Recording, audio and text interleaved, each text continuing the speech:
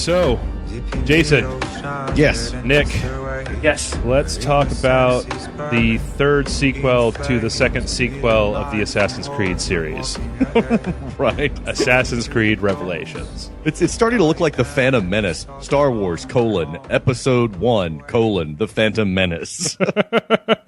Like, Assassin's Creed, Revelations, Part 2, Brotherhood, This series kind of catches me off guard because every time they put out another one of these games, I keep saying, you know what? I'm really tired of Ezio, and I don't care anymore, and blah, blah, blah. And then I start playing them, and I'm just like, oh, shit, yeah, I forgot. These games are fucking rad. Like, just something so viscerally satisfying about just, stabbing dudes. That, yeah. Well, that's, and they've just taken each successive game and just keep sharpening the edge a little bit more.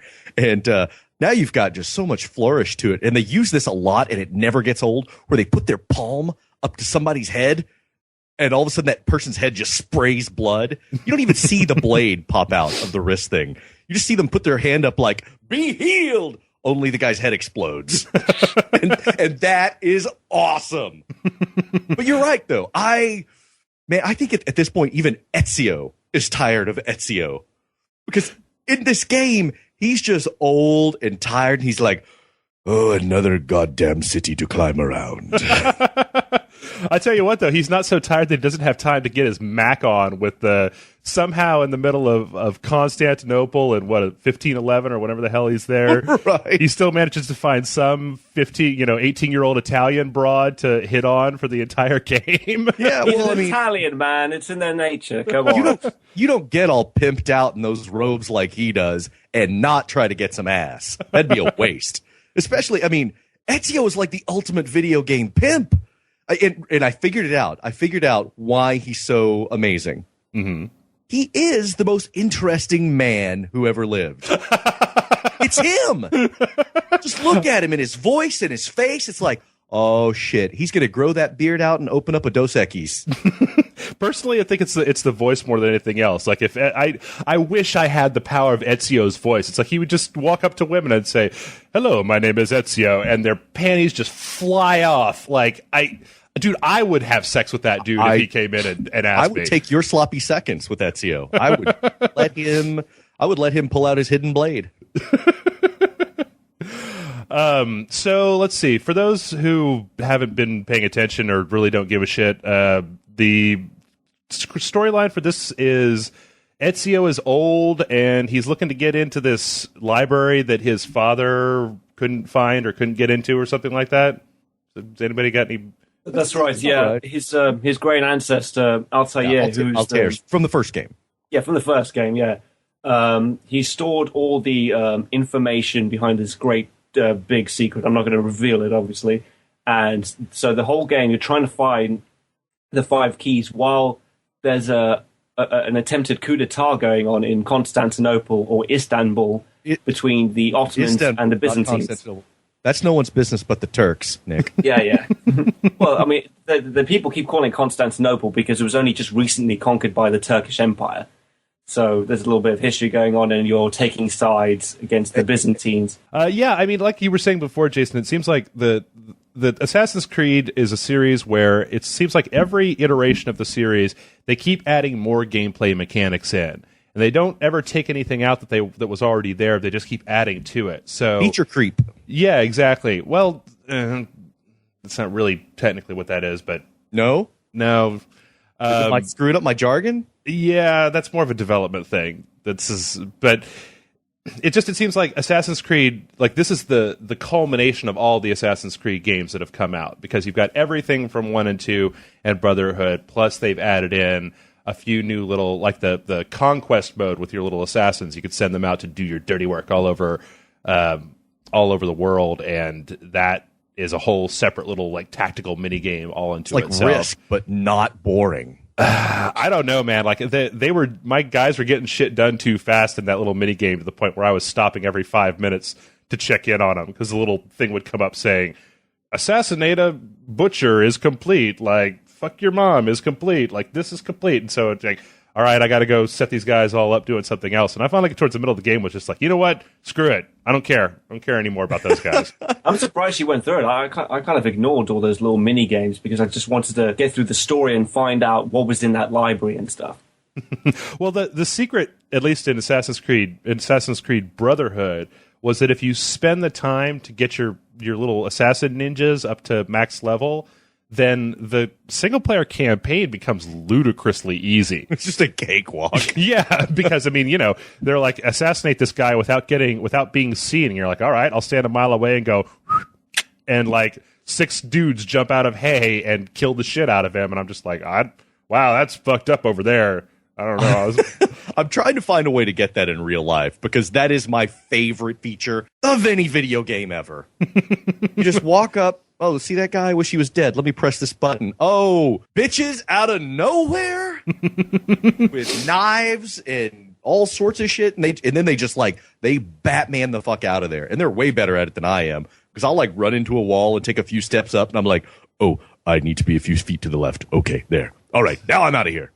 I don't know. You know what? I thought that in this particular game, your little ninja assassins were a little bit more retarded than they were in Assassin's Creed Brotherhood. And I can't count the number of times where there's a guy standing in the middle of the street. I call him down, and like I'm standing there tapping my foot. Like, what are these guys doing? What are they? And suddenly I look over, and there's one of them that's just like running headfirst into a wall, like a hostage in Counter-Strike, just being a complete asshole. And I just have to call like 2 or 3 more, and suddenly they're all caught up in this one little place. It's just like, all right, I guess I'll kill him myself. Yeah, that's that one retarded assassin though. He took some head damage. He had some trauma in the war. He's got a plate in his head. Retardio. Yeah, retardio. Hey, I am retardio. They just keep him on because they feel sorry for him. He was a pretty solid guy back in the day. Now, you know, he's got some problems. He's going to be working at Dairy Queen once Ezio goes away and he's not riding his coattails anymore. Well, Nick, what did you think about the main storyline? I thought it was really good, and unlike the other Assassin's Creed games, I think it was really touching at times because the game is split between Altair and Ezio Auditore, and it kind of concludes their story. So after this game, we have no more Ezio, no more Altair. So it goes into Desmond's story, I guess, later on. Woo. But yeah, Yay. Oh, it's been fun, hasn't it, Desmond? But that's about to change. Your mind is fragmented, falling to pieces. And if you don't find a way to wake up, you may lose yourself. Forever.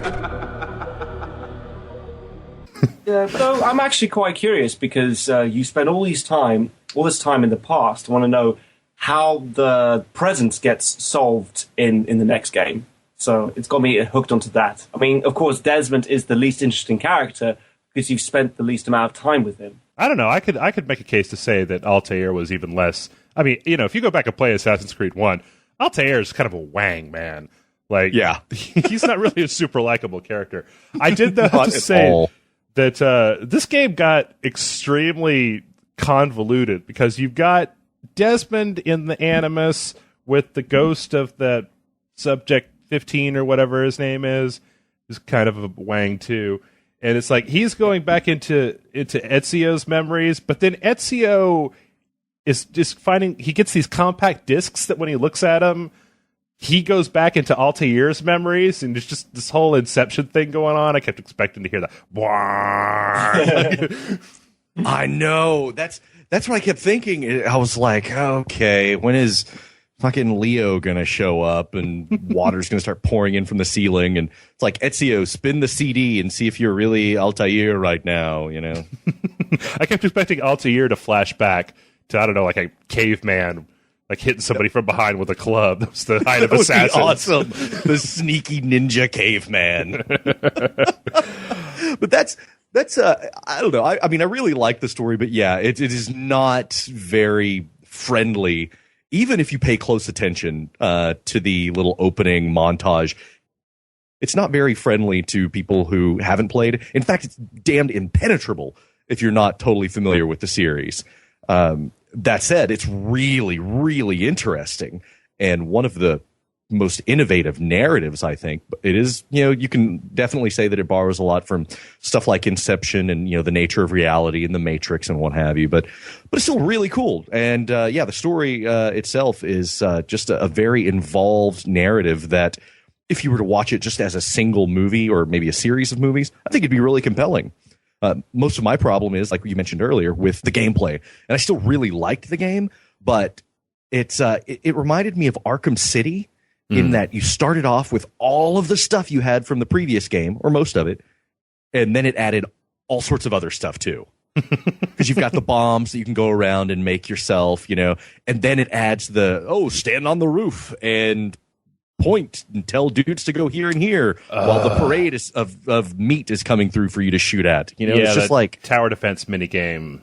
That was completely a big waste of time, I thought. I mean, I tried it once and I was like, I don't give a shit anymore. It's basically you're trying to stop the Templars from invading one of your bases, and so it becomes like a mini strategy game where you're directing assassins how to fire their crossbows and muskets down, and eventually you have to stop them completely from getting the battery run out, and it's just pointless, really. Well, you know what? It's not a bad tower defense game. It's just that there are two problems with it. Number one, they shoehorn you into this horrible camera perspective because you're standing as Ezio on the top of a building, and they put the camera right behind you. So, like, if you can't quite see what's going on over there, well, then it makes it really hard to put a guy on a rooftop.